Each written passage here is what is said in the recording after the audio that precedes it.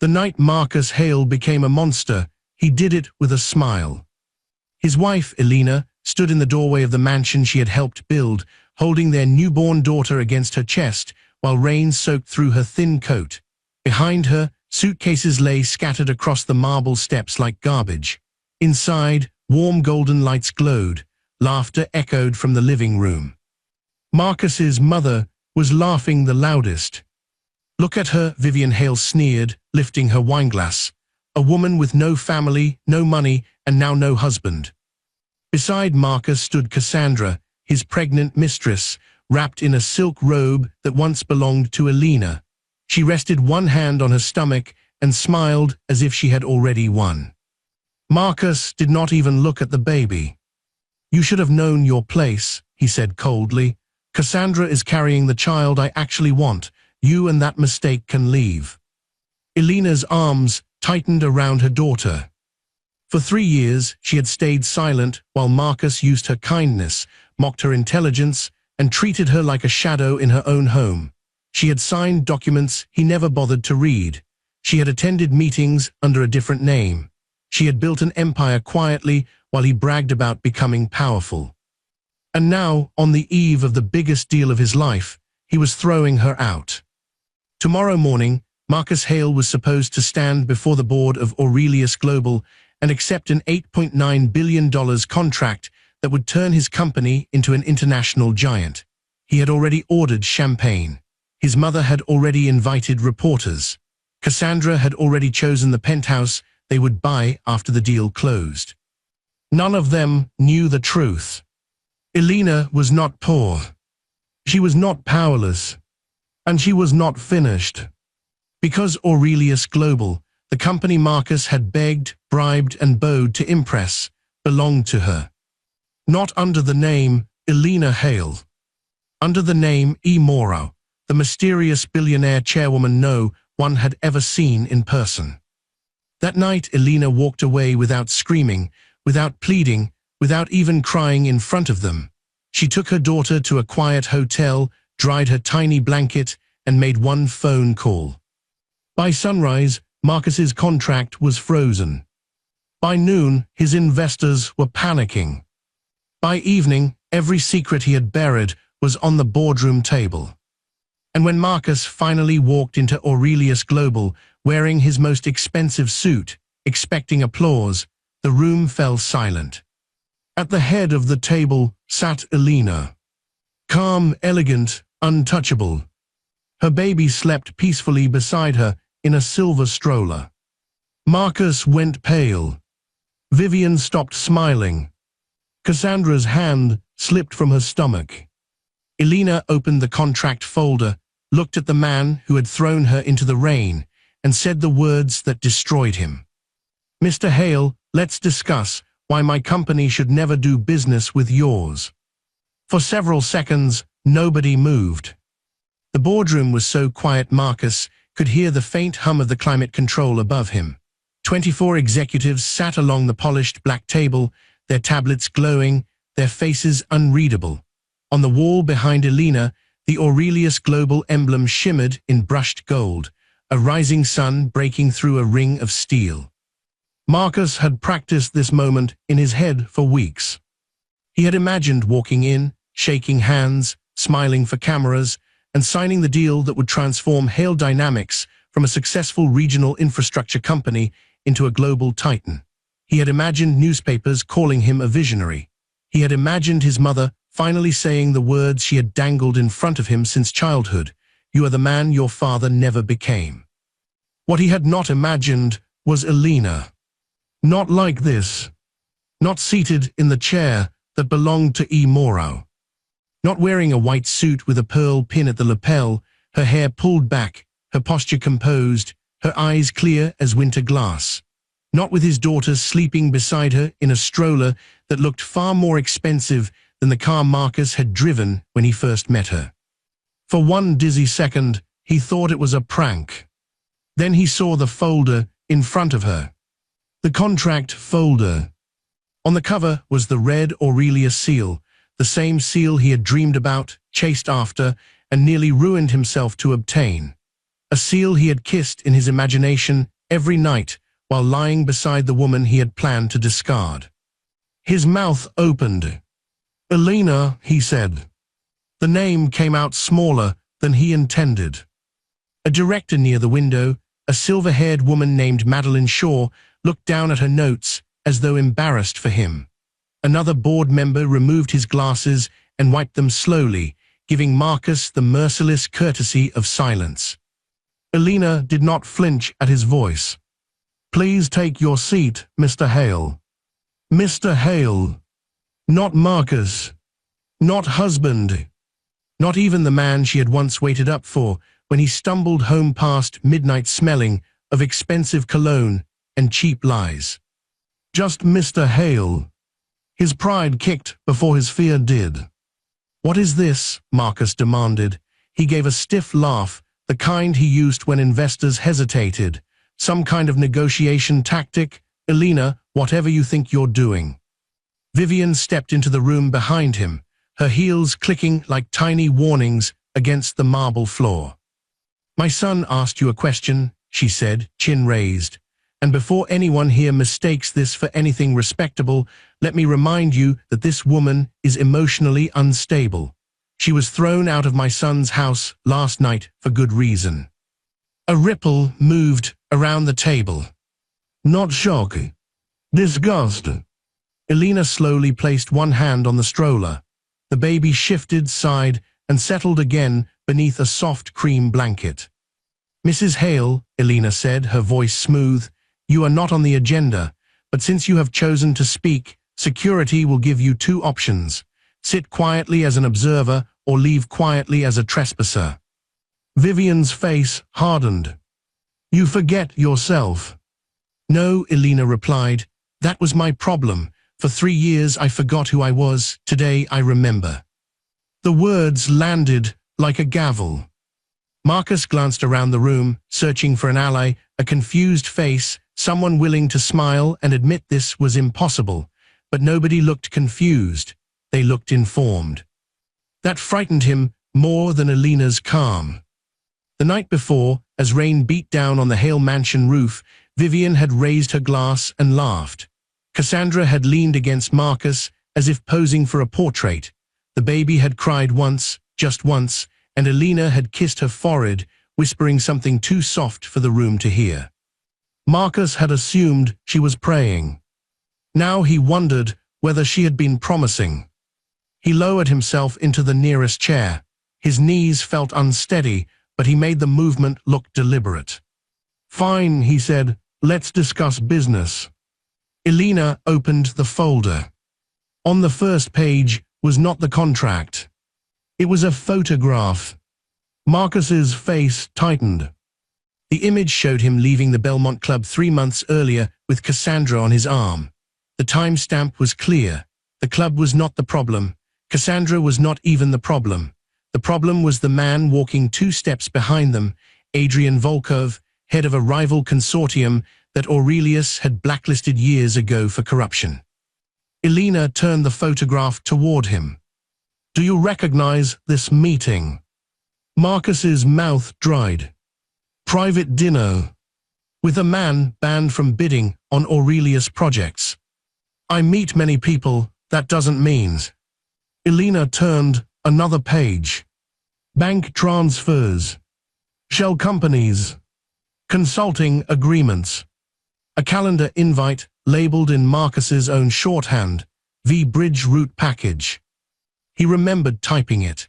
He remembered Cassandra laughing beside him, telling him Elena would never understand business even if a ledger fell on her head. He remembered Vivian saying that men made history while women decorated it. For a moment, Marcus heard his father's old voice, roughened by cigarettes and regret. A man who builds on stolen ground should not complain when the walls start moving. He had hated his father for saying things like that, mostly because they sounded true. Elena's voice continued, measured and sharp.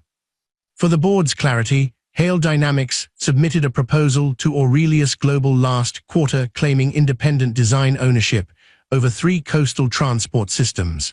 Our audit indicates those designs were not fully independent. Key route models appear to have been obtained through unauthorized channels. That is an allegation, Marcus snapped. It is, Elena said, supported by documents, witnesses, payments, and your own messages. Marcus felt heat crawl up his neck. Vivian leaned toward him, say nothing. Cassandra, who had entered moments after Vivian, stood near the glass wall with her designer handbag pressed to her side. For the first time since Elena had known her, Cassandra was silent. Elena noticed everything. She always had. Years earlier, before Marcus had become Marcus Hale the public figure, he had been a man standing outside a lecture hall in Milan, holding 2 coffees because he did not know whether Elena took hers sweet or bitter. She had been 26 then, attending a private finance summit under her mother's surname. Her father, Gabriel Moro, had already fallen ill, though few knew it. Elena had just given a presentation on ethical infrastructure funding that made half the room uncomfortable and the other half desperate to hire her. Marcus had watched from the back. Afterward, he had approached her with a charmingly nervous smile. "You speak like a person who has seen the future," he had said. "And you?" she asked. "I speak like a person trying to afford lunch." She laughed. That was the first crack. He had been handsome in the unfinished way of ambitious men. Bright eyes, cheap suit, hunger tucked beneath every gesture. He told her he came from a family that had lost everything when his father's business failed. He said he was determined to rebuild the Hale name, not for ego, but for stability, for legacy, for the mother who had sacrificed everything. Back then, Elena believed people when they spoke of sacrifice.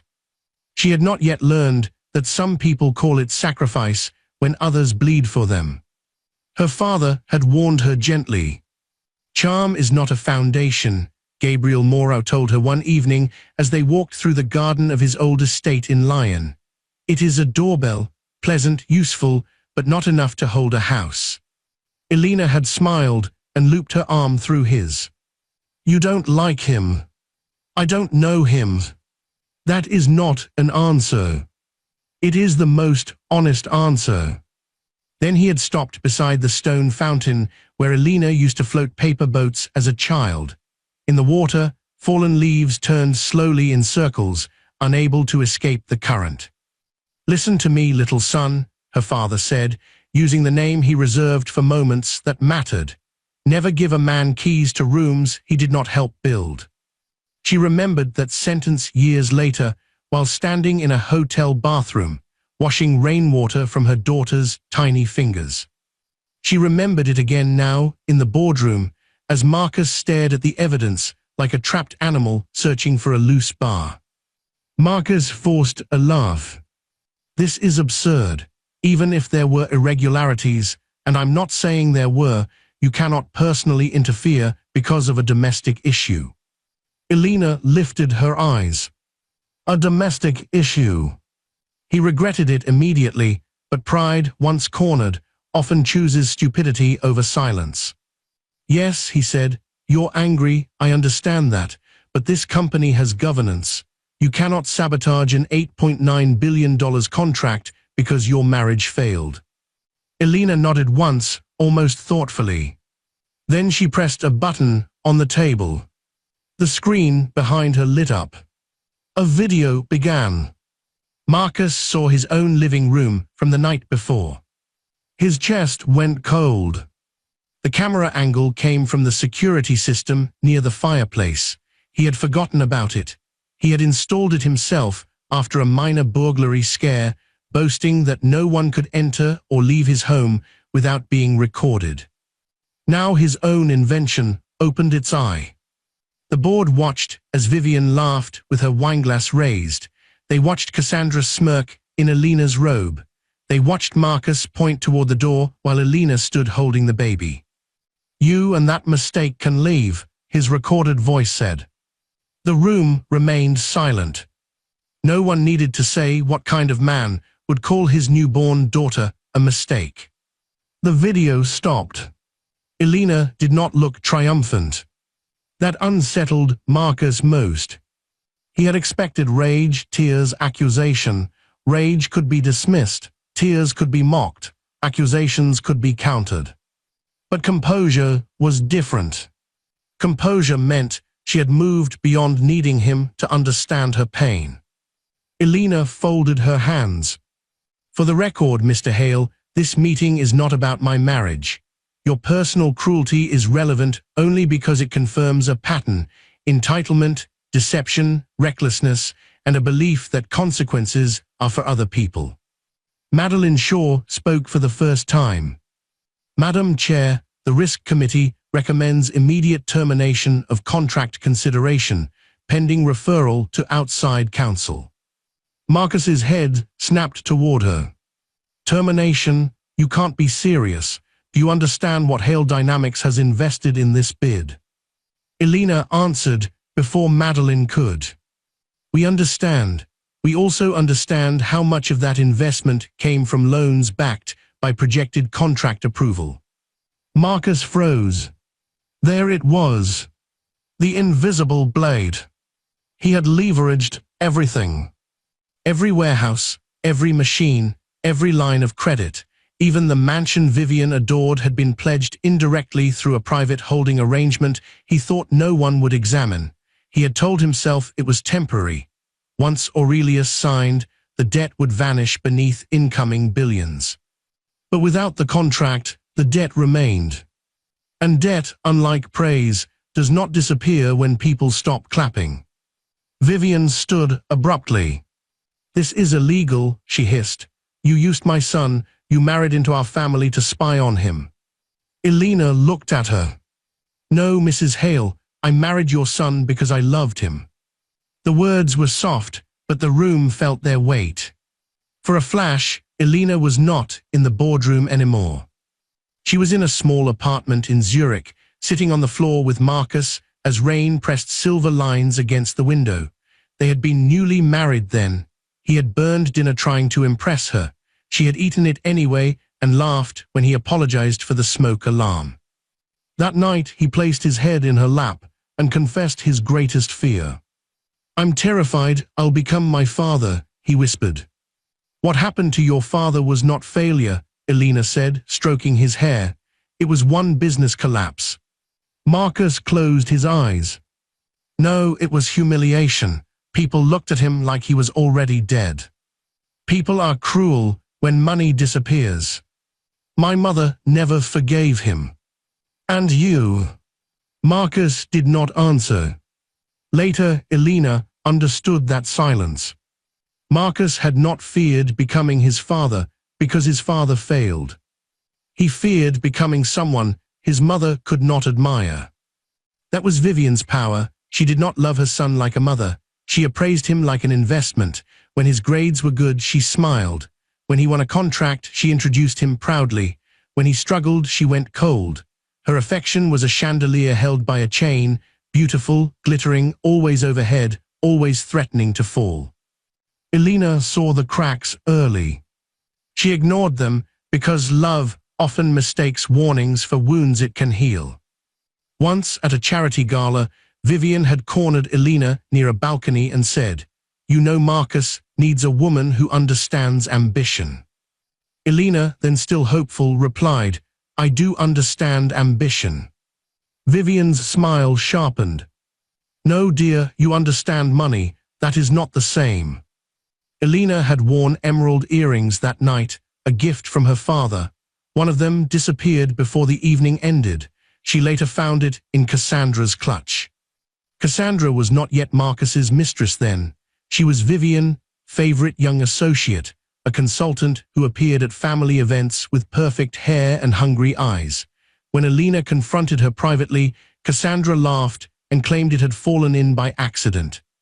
"You should be more careful with expensive things," Cassandra said. Elena should have heard the prophecy in that sentence. Now Cassandra stood at the edge of the boardroom, her hand trembling against her handbag. Elena turned to her. "Ms. Vale, since you are present, I should inform you that Aurelius Global's internal review includes communications between you, Mr. Hale, and Mr. Volkov's office." Cassandra blinked. "I don't work for Hale Dynamics." No, Elena said, you worked around it. Marcus pushed back his chair. Enough, I came here for a contract negotiation, not a circus. Elena closed the folder. Then let us negotiate. That stopped him. Hope, foolish and desperate, sparked in his eyes. Elena saw it and almost pitied him. Almost. The original contract is withdrawn, she said. Aurelius will not partner with Hale Dynamics under your leadership. However, the board has authorized a conditional alternative. Marcus stared. What alternative? Hale Dynamics may avoid immediate public disqualification if you step down as CEO within 24 hours, cooperate with an independent audit, and allow temporary operational oversight by a neutral restructuring firm. If the audit confirms criminal conduct, the evidence will be referred to the proper authorities. If the company can be salvaged, its employees may keep their jobs. Marcus's face twisted. You want my company? No, Elena said. I want the people who work for your company not to pay for your arrogance. It was the first time that morning Marcus looked truly wounded. Not when she revealed herself. Not when she exposed his betrayal. Only when she separated him from the company. The company was the body he had built to house his ego. Without it, who was he? Vivian leaned down and whispered fiercely in his ear, "Do not accept humiliation." Elena watched him absorb his mother's poison like water. Marcus stood. You think you can scare me because you have money, he said. But I know things too, Elena. I know you hid your identity. I know you deceived me. I know the press will love that story. Elena nodded. They will. His confidence flickered. She continued, they will also love the footage of you throwing out your wife and newborn. They will love the bank transfers. They will love your messages. They will love hearing how you pursued a contract from a company you never bothered to truly understand because you assumed the woman washing bottles at 3 a.m. could not possibly be the woman deciding your future at 9 a.m. Marcus's hand curled into a fist at his side, but he did nothing. Elena's security chief shifted near the door. She had chosen him carefully.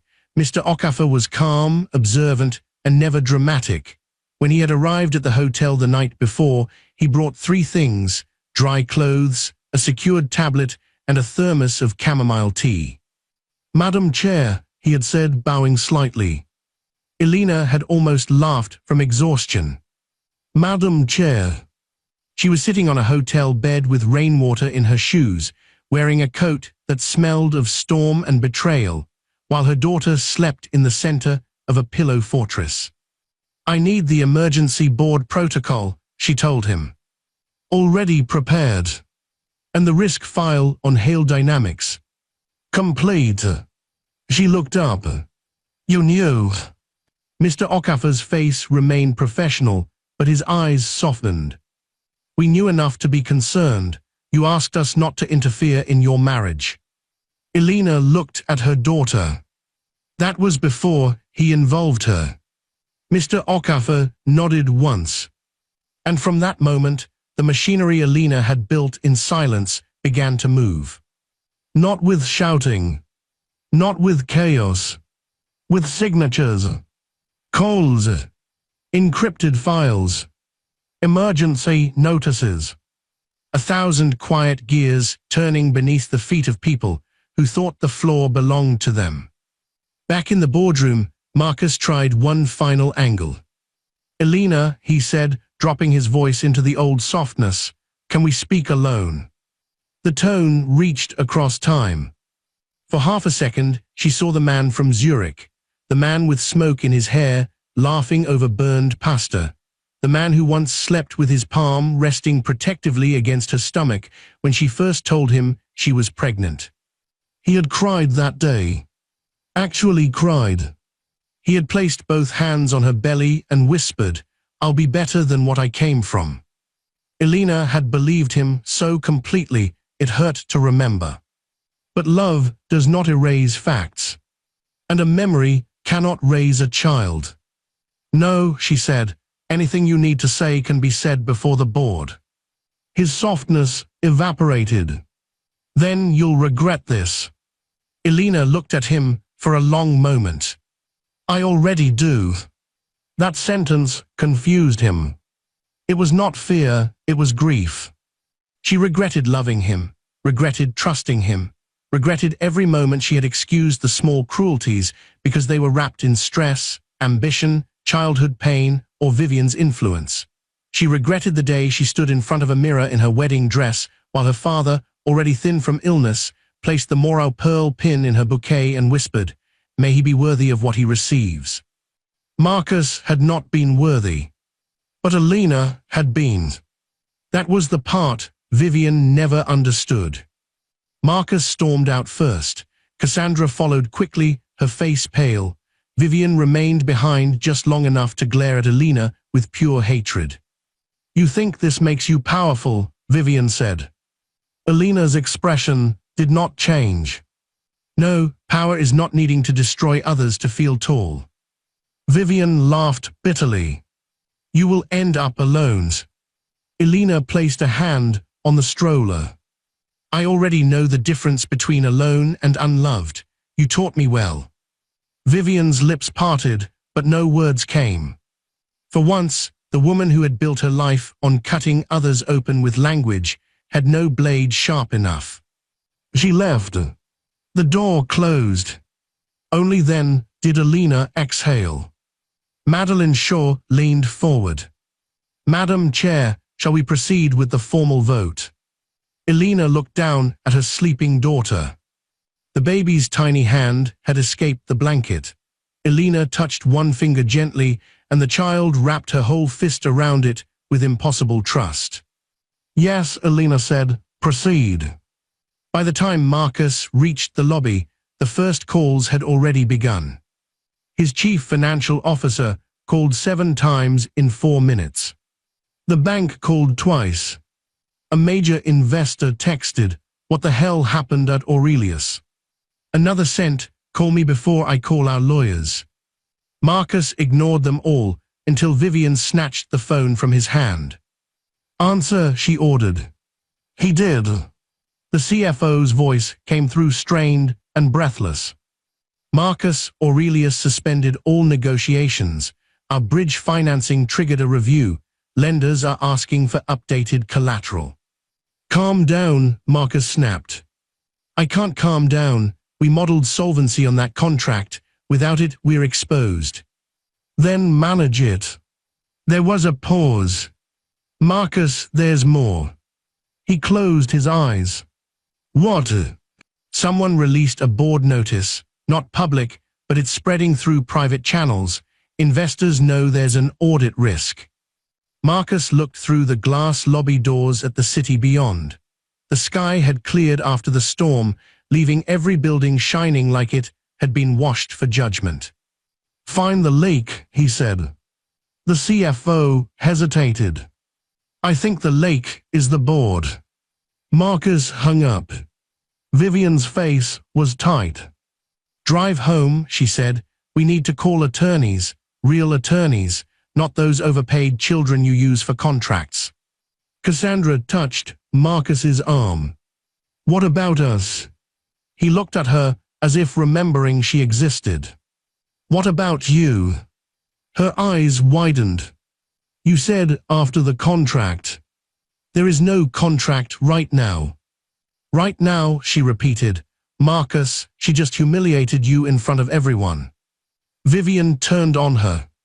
"And whose fault is that?" Cassandra stepped back. "Excuse me.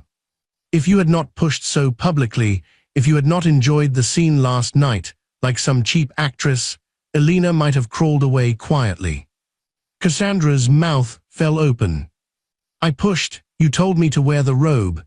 You told me to stand there so she would understand." Marcus looked sharply at his mother.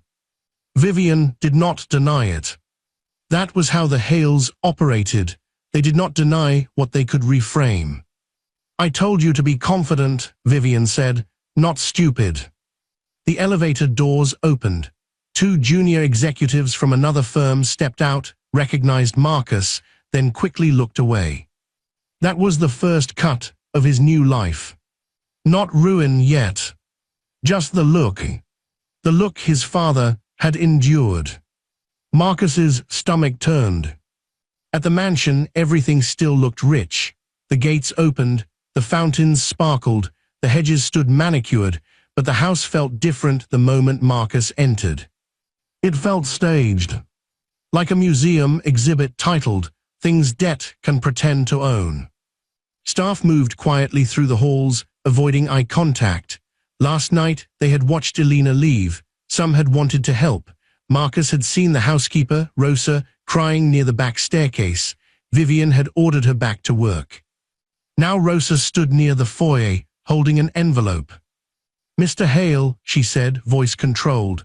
"Several members of staff are resigning, effective immediately." Vivian spun around. "Resigning? You have contracts." Rosa looked at her. "We also have dignity." Vivian's face flushed.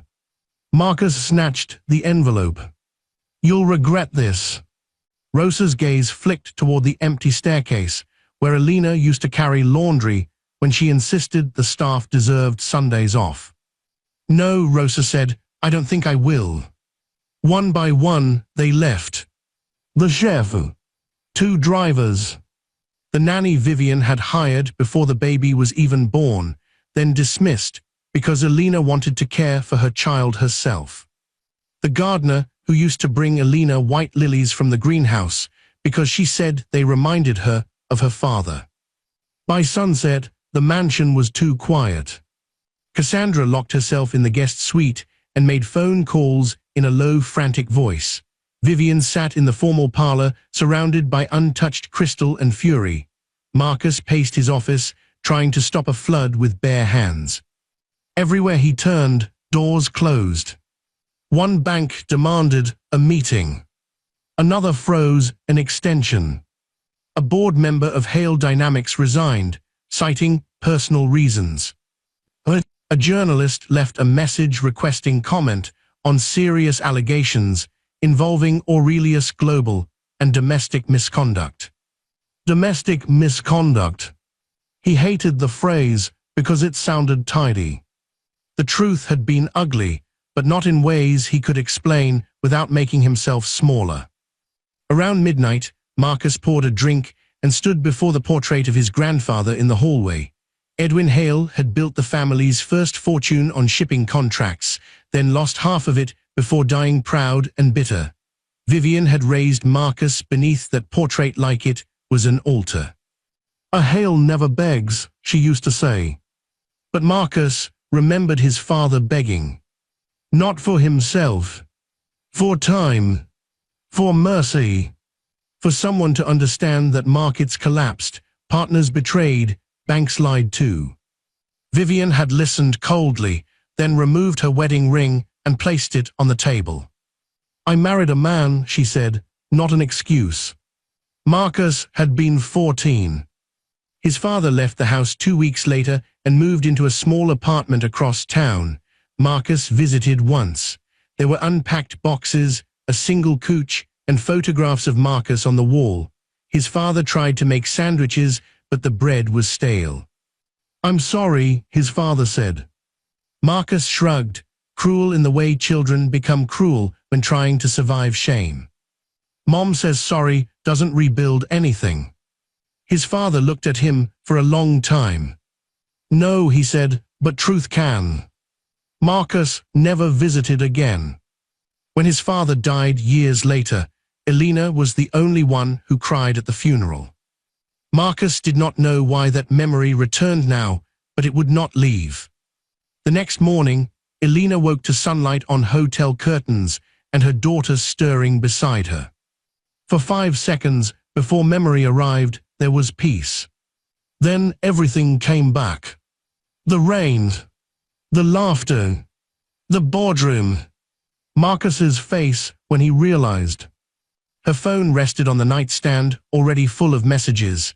Legal counsel, security, Madeline, press team, a private note from Rosa, "We are with you, Mrs. Hale, always." Elena read it twice. Then she cried. Not loudly, not dramatically, just silently, with one hand covering her mouth so she would not wake the baby.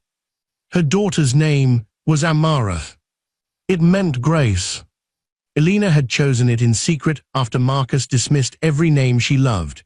He wanted something stronger, something hale. Vivian had suggested Victoria, after herself in spirit if not in letters. Cassandra, once bold enough to comment while Elena was still pregnant, had said, maybe pick something simple. Complicated names are hard for schools. Elena had smiled then.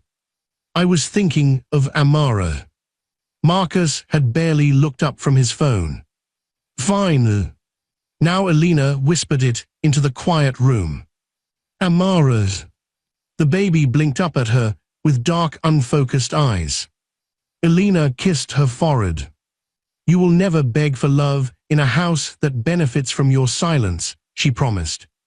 Her own mother had once made a similar promise. Sophia Morrow died when Elena was 12, but she left behind a kind of strength that did not announce itself. Sophia had not been loud. She ran libraries, funded scholarships, remembered everyone's birthday, and could make a powerful man apologize without raising her voice. When Elena was little, she believed her father was the empire and her mother was the warmth inside it. Only later did she learn Sophia had saved the company twice. Once, when a corrupt minister tried to force Gabriel into an illegal contract, Sophia found the paper trail, invited the minister's wife to tea, and ended the threat before dinner. Once, when Gabriel nearly sold a division too cheaply out of loyalty to an old friend, Sophia placed 3 folders beside his breakfast and said, "Love your friends at lunch, negotiate at work." Gabriel adored her for that. When Sophia died, he told Elena, "Your mother never needed a throne because every room knew she was queen." Elena had forgotten that for a while. Marriage to Marcus had not become cruel all at once. That was what made it dangerous. At first he admired her, then he competed with her, then he resented needing her advice, then he mocked the advice he later used, then Vivian began calling Elena delicate whenever she disagreed. Cassandra began appearing at strategy dinners. Marcus stopped asking what Elena thought and began telling her what she did not understand. After Amara was born, the mask slipped completely. "You're always tired," Marcus complained one night while Elena rocked the baby at 2 a.m. "She is 2 weeks old.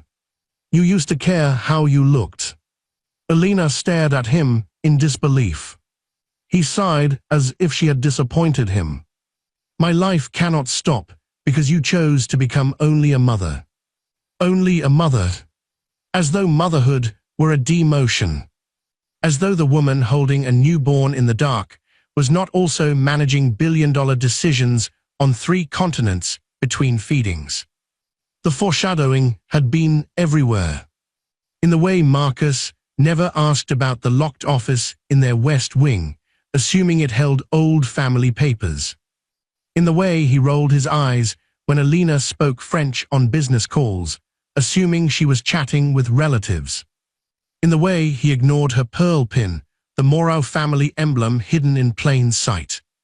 In the way he laughed when the media speculated about E. Morrow. "Whoever she is," he once said over breakfast, "she's probably some old widow with inherited shares." Elena buttered her toast and said, "Maybe." He did not hear the warning. Men like Marcus rarely feared quiet women. They mistake quiet for empty. By the 3rd day after the boardroom meeting, the story broke. Not from Elena. She refused to leak the home video, though the board had argued it would protect Aurelius from speculation. The financial misconduct was enough. She would not make Amara's worst night into entertainment. But stories have a way of escaping houses built from secrets. A former Hale employee spoke anonymously to a journalist. Then a private finance newsletter reported that Aurelius had suspended a major contract after risk concerns. Then someone posted a blurry photo of Marcus leaving the Aurelius building looking defeated, while Vivian followed behind with the expression of a woman chewing glass. The internet did what it always does. It guessed. It exaggerated. It hunted. Elena stayed silent. Marcus did not. His first mistake was releasing a statement calling the allegations a personal vendetta by a disgruntled former spouse. Former spouse. He had not even filed anything yet. Elena's attorneys responded with one sentence. Mrs. Hale will address all relevant matters in court and through appropriate corporate channels. That made Marcus look reckless. His second mistake was letting Vivian appear on a business commentary show. She wore navy blue, pearls, and wounded dignity. "My son is the victim of a calculated deception," Vivian said, staring into the camera. "He married a woman who concealed her identity, infiltrated his life, and now seeks to destroy a family business because she could not accept the end of a marriage." The host asked, "Are you denying that Mrs. Hale and her newborn child were forced out of the family home during a storm?" Vivian's smile flickered. "I think private family matters are often distorted. But are you denying it?" Vivian lifted her chin. "I am saying my son made a difficult decision under emotional strain." That clip spread faster than the financial story. Difficult decision. People repeated it under photos of mothers holding Barbies, under articles about postpartum vulnerability, under discussions about wealth and cruelty. Vivian became the face of polished heartlessness overnight. Marcus shouted at her for going on television. Vivian shouted back that he should have controlled his wife better. Cassandra packed a suitcase. Marcus found her in the bedroom, folding silk dresses with shaking hands. "Where are you going?" he demanded. "To my sister." "Now." She laughed, but it sounded broken. "Yes, Marcus, now. Your accounts are being reviewed, reporters are outside, your mother is blaming me, and Elena Moro is not some weak little wife. She is a storm in diamonds. You were happy enough last week. Last week you were getting $8.9 billion. There it was. Not betrayal. Clarification." Marcus stared at her. "What about the baby?" Cassandra looked away. "What about it?" For the first time, doubt entered him. "Not about Elena. About everything." "You are pregnant," he said slowly. She placed a hand on her stomach, but the gesture lacked its old confidence. "I need peace, that's all." "Is it mine?" Her eyes snapped back. "How dare you?" It was too dramatic, too fast. Marcus knew performance. He had built a career on it. "Cassandra." She zipped the suitcase. "I'm not doing this." He blocked the door. "You don't leave until you answer me."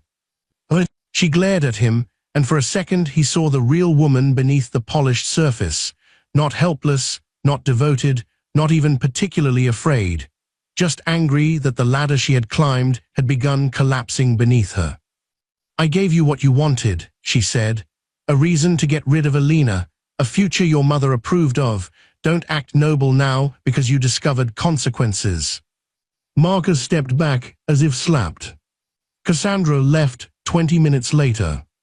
By evening, a celebrity news site reported that she had checked into a luxury wellness retreat under another name. Vivian called her vulgar. Marcus did not answer. The mansion began emptying in stages. First the staff, then the cars, quietly repossessed from a corporate leasing arrangement. Then the artwork, removed under creditor supervision because Marcus had borrowed against pieces he did not fully own. Vivian stood in the foyer as two men carried away a 19th century mirror. "That mirror belonged to my grandmother," she said. One of the men checked his tablet. "It belongs to Northbridge Credit Recovery, ma'am." Marcus watched from the stairs. The mirror had once reflected Elena standing in her wedding dress during their reception at the mansion. Vivian had complained the dress was too simple. Marcus had whispered that she looked perfect, then spent most of the evening talking to investors. In the mirror's absence, the wall showed a pale rectangle of protected paint. A ghost shape. That was all the house became after a while, ghost shapes of things believed permanent. Elena did not watch the collapse with pleasure. That disappointed some people. Madeline Shaw once asked her carefully, "Do you feel vindicated?" Elena was in her office at Aurelius' headquarters, standing before the city view with Amara asleep in a bassinet nearby. She had converted a private lounge into a nursery because she refused to choose between leadership and motherhood to satisfy anyone's narrow imagination. "No," Elena said. Madeline waited. Elena touched the pearl pin at her lapel. Vindication suggests the wound closes when people admit they caused it, but some wounds close only because you stop letting the same hand touch them. Madeline nodded. "My mother would have liked you." "What was she like?" "Terrifying," Madeline said, "in comfortable shoes." Elena laughed for the first time in days. Aurelius moved forward. Hale Dynamics did not.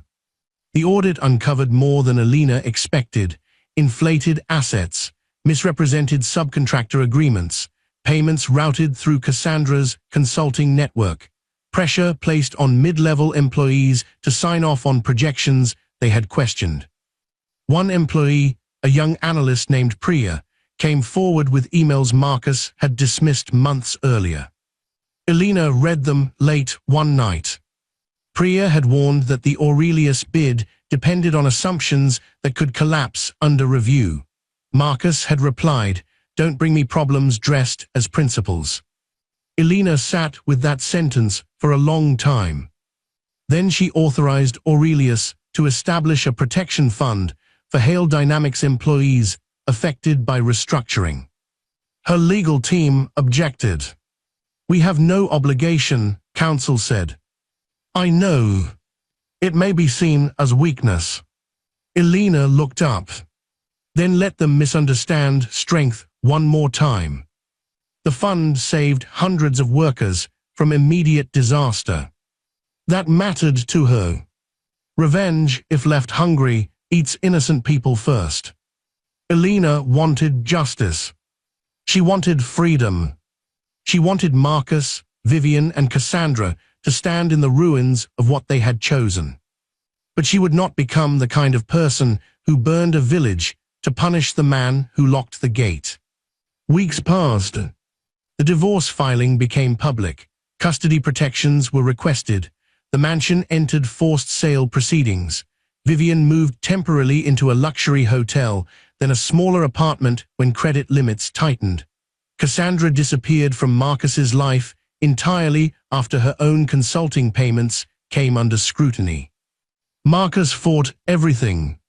Then one morning, he arrived at Aurelius unannounced. Security stopped him in the lobby. He looked different. Still well-dressed, but the suit sat on him like armor after battle, expensive, dented by defeat. His face was thinner. His confidence had become brittle. Elena agreed to see him for 10 minutes. Not because he deserved it. Because she no longer feared him. He entered her office and paused at the sight of Amara playing on a soft mat near the window.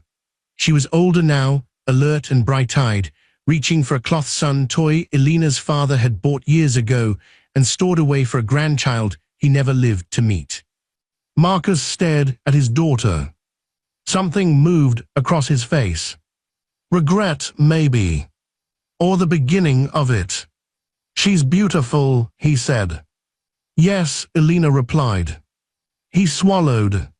"May I hold her?" "No." The answer was immediate. Pain flashed in his eyes, followed by irritation, followed by the effort to suppress it. Elena saw the sequence and knew she had made the right choice. "I'm still her father," he said. "You are biologically her father. Whether you become anything more depends on your choices from this point forward, and the court's assessment of her safety and well-being. He looked away. You sound like a lawyer. I sound like a mother. The word landed between them. Mother. He had once used it like an insult against her. Now it was a fortress. Marcus walked toward the window, but stopped when Elena's security detail shifted outside the glass wall. I lost the house, he said. I know. My mother is staying with a friend. Elena said nothing. Hale Dynamics is being dismantled. Parts of it are being restructured. Employees will be retained where possible. He gave a short laugh. Still correcting me. Still needing it. He looked at her then, and for a moment she saw the young man outside the lecture hall in Milan. The hunger was still there, but the charm had worn off, leaving only the boy who had mistaken admiration for love and power for safety. Did you ever love me? He asked. Elena almost closed her eyes. Men like Marcus ask that question when they cannot bear the answer to a different one. Did I destroy something real? Yes, she said, completely. His face crumpled a little before he caught it. Then how can you do this to me? There it was. Elena felt the last fragile thread between them go slack. To you, she repeated softly. Marcus, I did not forge your documents. I did not insult your employees. I did not bring Cassandra into our home. I did not let your mother humiliate me. I did not call our daughter a mistake. I did not gamble your company's future on a contract you thought you could charm your way into. I only stopped protecting you from the cost of being yourself. He had no answer. Outside, clouds shifted across the sun, and the office dimmed briefly. Elena remembered a day from their first year of marriage. They had visited her father's estate after Gabriel's funeral. Marcus stood in the library, staring at shelves of old company ledgers. This is too much history, he said. Elena, grieving and exhausted, leaned against the doorway. History is how we remember what arrogance costs. Marcus smiled then. Or how ordinary people justify fear. She should have known. A man who mocks history is usually planning to repeat it. In her office, Marcus rubbed his hands over his face. I don't know where to go. Elena's voice remained steady. Find somewhere honest. He looked up sharply, angry again. You enjoy this. No, she said, that is what makes us different. He walked to the door. Before leaving, he turned back. My mother says you planned all of it. Elena almost smiled. Your mother says many things because silence would force her to meet herself. He left without another word. That night, Marcus went to see Vivian. Her apartment was on the 20th floor of a building she would have mocked months earlier for having practical people in the lobby. Boxes lined the walls. The furniture was rented. A single crystal vase from the mansion sat on the table like a relic rescued from a sinking ship. Vivian opened the door wearing a robe and no makeup. For the first time in Marcus's life, she looked old. Not because of age. Because performance had exhausted her. You look terrible, she said. He laughed once. So do you. She slapped him. Not hard enough to injure. Hard enough to remind him she still believed love and punishment were cousins. He touched his cheek. I came to ask you something. If it is for money, I have none liquid until. Did you know? Vivian went still.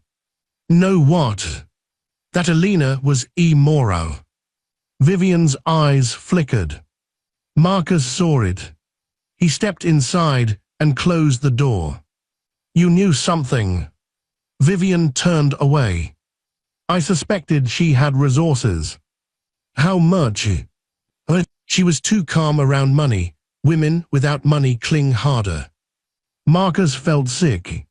Why didn't you tell me?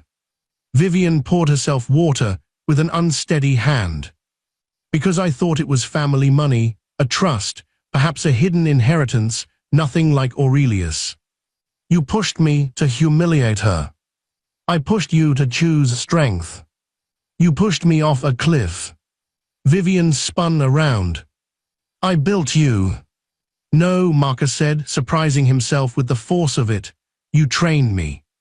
Her face tightened. I made sure you were not weak like your father. At the mention of his father, something old cracked open. Dad wasn't weak.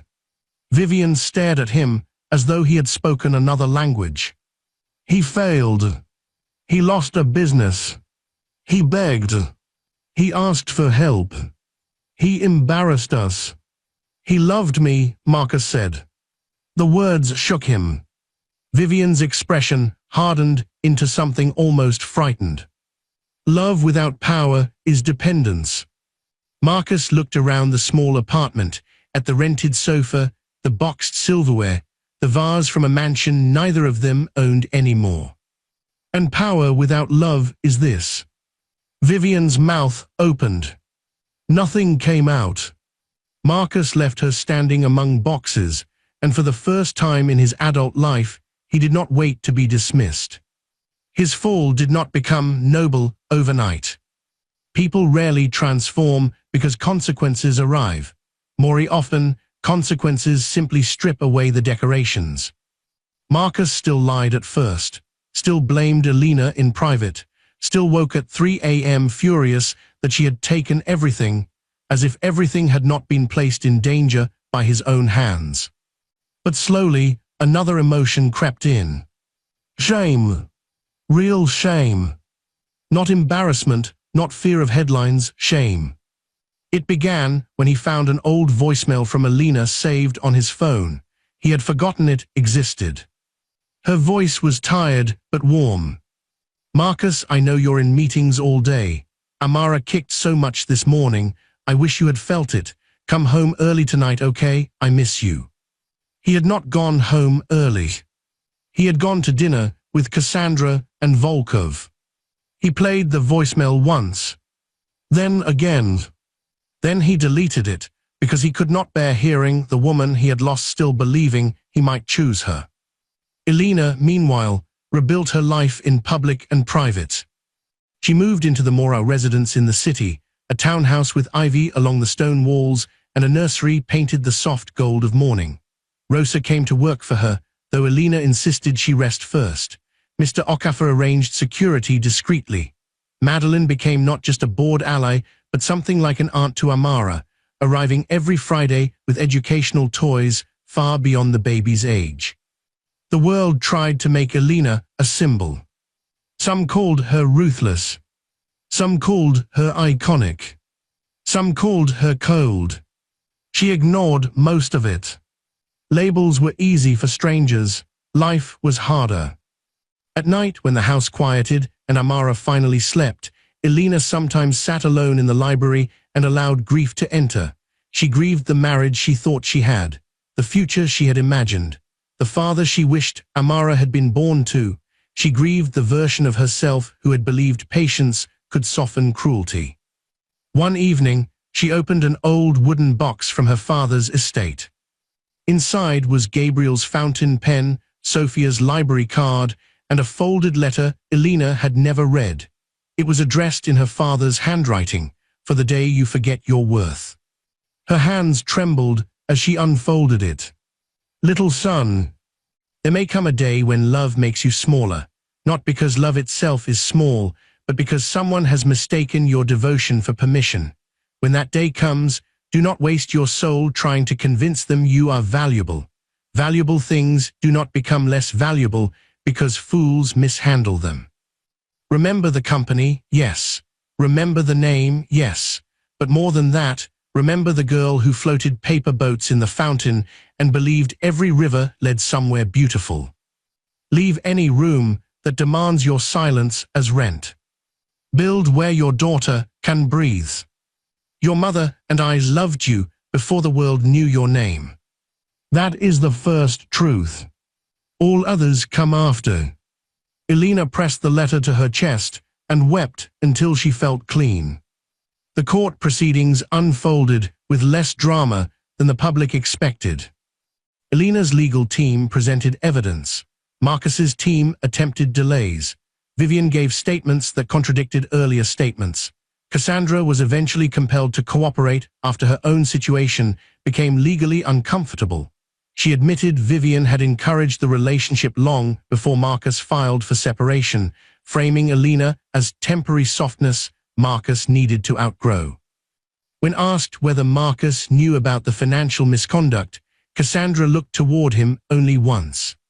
"Yes," she said. Marcus closed his eyes. That yes cost him the last of his denial. The settlement stripped away illusion. Elena retained full primary custody of Amara, with Marcus granted supervised visitation contingent on counseling, financial transparency, and demonstrated stability. Hale Dynamics entered restructuring under independent leadership. Marcus was barred from executive control. Vivian lost access to several family holdings after investigators found she had moved assets to shield them from creditors. The mansions sold at auction. Elena did not attend. Marcus did. He stood across the street in a grey coat as strangers walked through the front doors carrying brochures. Vivian refused to come, claiming the sale was beneath her, but Marcus needed to see it. The fountains were off. The hedges needed trimming. In the upstairs window, he saw the nursery curtains Elena had chosen, pale cream with tiny embroidered suns. He remembered mocking them as too sentimental. A young couple came out laughing, imagining renovations. Marcus wanted to hate them.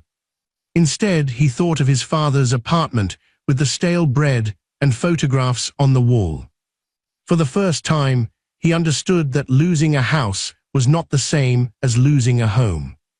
A home had been standing in the rain, holding his child. He had thrown it away. Months later, Elena hosted the Aurelius Foundation Gala. It was not at a hotel ballroom or private club.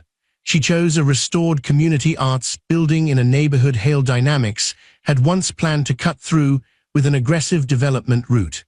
Aurelius funded the restoration after redesigning the project to protect local housing. The gala raised money for mothers rebuilding after abandonment, financial abuse, and housing loss.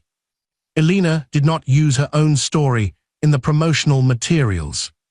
She did not need to. Everyone knew. She stood on stage beneath warm lights, wearing a deep blue gown and the Morau pearl pin. Amara, now old enough to sit upright in Rosa's arms, watched from the front row with wide, solemn eyes. Elena looked out at the crowd. "I was taught that power means control," she said. "Then I was taught that power means money. Then I learned the truth. Power is the ability to protect what matters without becoming what hurt you." The room went still. There are women tonight sleeping in cars with children because someone convinced them they owned nothing. There are mothers returning to work while healing from betrayal. There are families discovering that the people who promised shelter used shelter as a weapon. This foundation exists to say, you are not invisible, you are not disposable, and starting over is not shameful. Applause rose slowly, then fully. In the back of the room, Marcus stood in a borrowed suit. He had not been invited as family. He had been invited because he had donated half of the proceeds from the sale of a personal asset to the foundation. Elena had not thanked him publicly. He had not asked her to. After the speech, he approached her carefully. Mr. Okafor watched from 10 feet away. Marcus stopped at a respectful distance. "That was a good speech," he said. "Thank you." "She looks happy," he said, nodding toward Amara. "She is loved." He absorbed the correction. "I started counseling. I heard. And I'm working, not executive, advisory role, small firm." "That sounds healthier." He gave a faint smile. "Humbling. Good." There was no cruelty in her voice that almost hurt more. Vivian would have known how to punish him. Elena knew how to release him into the consequences without holding his hand. Marcus looked down. "I'm sorry," he said. Elena waited. He continued, slower this time. "I'm sorry for what I said about Amara. I'm sorry for the storm, for Cassandra, for letting my mother treat you like you were beneath us, for using your love as cover while I became someone I should have been ashamed of. I'm sorry I made you protect our daughter from me." Elena studied him. The apology did not fix anything. But it did not sound like performance either. "I hope you become the kind of man who never needs that apology again," she said. He nodded, eyes wet. "Me too." Amara squealed suddenly from Rosa's arms, reaching toward Elena's pearl pin. Elena laughed and took her daughter, lifting her clothes. Marcus watched them. Not as an owner. Not as a king looking at what had escaped his kingdom. As a man outside a window, finally understanding warmth. Across the room, cameras flashed around donors and executives. Music played softly. People spoke of rebuilding, of housing, of dignity. Elena felt Amara's hand pat her cheek. For so long, she had imagined revenge as a door slamming shut. But standing there, she realized revenge had been only the first step. The true victory was not Marcus losing the mansion. It was Amara never learning to fear laughter behind her. It was Vivian's cruelty ending at the boundary Elena built.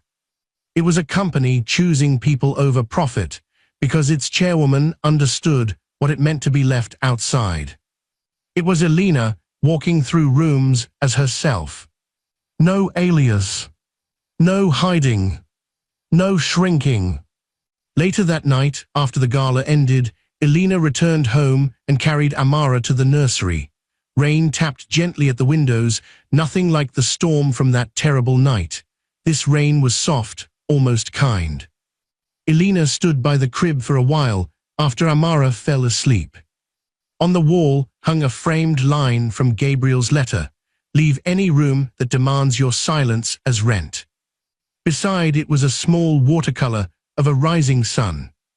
Elena touched the frame. Then she turned off the lamp. In the hallway, the house glowed with quiet life. Rosa was humming in the kitchen. Mr. Okafor was speaking softly into his phone near the front entrance. Somewhere downstairs, the old Morao clock chimed midnight. Elena walked to the window. The city stretched beyond the glass, full of towers, traffic, ambition, heartbreak, and second chances. Somewhere out there, Marcus was beginning again in a smaller apartment with fewer mirrors. Vivian was learning that status cannot tuck you in at night. Cassandra was facing questions she could no longer charm away. And Elena was not standing in the rain anymore. She was inside the life she had built. Behind her, Amara slept peacefully. Before her, the city shone. For the first time in years, Elena smiled without sadness. The next morning, Aurelius Global announced a new initiative, the Amara Housing Trust, an $800 million program dedicated to emergency housing, legal support, childcare assistance, and employment pathways for mothers and children displaced by domestic betrayal and financial control. Reporters called it unprecedented. Executives called it bold. Vivian, watching from her rented apartment, called it theatrical and turned off the television. But thousands of women saw the announcement and cried. Not because Elena was rich. Because someone powerful had finally named what had happened to them without shame. A week later, the first shelter opened in the city's East District. Elena attended quietly, without cameras. She walked through rooms painted yellow and green, touched the clean blankets folded at the ends of beds, and listened as the director explained intake procedures. Near the entrance, a young mother arrived carrying a baby and 2 bags. Her coat was too thin for the weather. Her eyes were swollen from crying, but her chin was lifted with the stubborn courage of someone who had not surrendered.